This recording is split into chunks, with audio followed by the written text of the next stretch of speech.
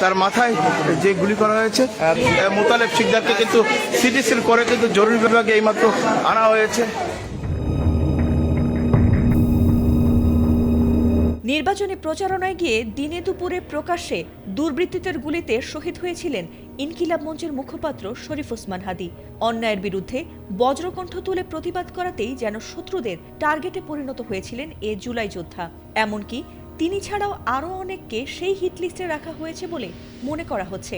তবে হাদী হত্যার রেশ কাটতে না কাটতেই এবার হঠাৎ একই কায়দায় এক এনসিপি নেতাকে গুলি করেছে দুর্বৃত্তরা, আর তাতে তোলপাড় শুরু হয়েছে গোটা এলাকা জুড়ে। তো এই জন্য আমরা কাছ থেকে দেখাতে পাচ্ছি না, আমরা একটু দূর থেকে। রাজধানীতে ওসমান হাদীকে গুলি করে হত্যার পর এবার জাতীয় নাগরিক পার্টির খুলনা বিভাগীয় প্রধান এবং এনসিপি শ্রমিক শক্তির কেন্দ্রীয় সংগঠক মোতালেব শিকদারকেও একইভাবে মাথায় গুলি করা হয়েছে। সোমবার দুপুরের দিকে এই ঘটনাটি ঘটেছে। এদিন দুপুরে এই তথ্য সামাজিক মাধ্যমে এক পোস্টে প্রকাশ করেছেন এনসিপির যুগ্ম মুখ্য সংগঠক ডাক্তার মাহমুদা মিতু। ডাক্তার মাহমুদা মিতু তার পোস্টে লিখেছেন, এনসিপির খুলনা বিভাগীয় প্রধান এবং শ্রমিক শক্তির কেন্দ্রীয় সংগঠক মোতালেব শিকদারের ওপর কিছুক্ষণ আগে গুলি চালানো হয়েছে। তাকে আশঙ্কাজনক অবস্থায় খুলনা মেডিকেল কলেজে নেওয়া হয়েছে। যদিও এ নিয়ে এখনো বিস্তারিত কোনো তথ্য জানানো হয়নি। তবে সোনাডাঙ্গা থানার ভারপ্রাপ্ত কর্মকর্তা অনিমেষ মণ্ডল এ ঘটনাটির সত্যতা নিশ্চিত করে জানিয়েছেন, মোতালেব নামের এক ব্যক্তিকে দুর্বৃত্তরা গুলি করেছে।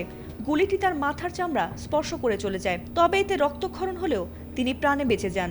তাকে খুলনা মেডিকেল কলেজ হাসপাতালে ভর্তি করা হয়েছে।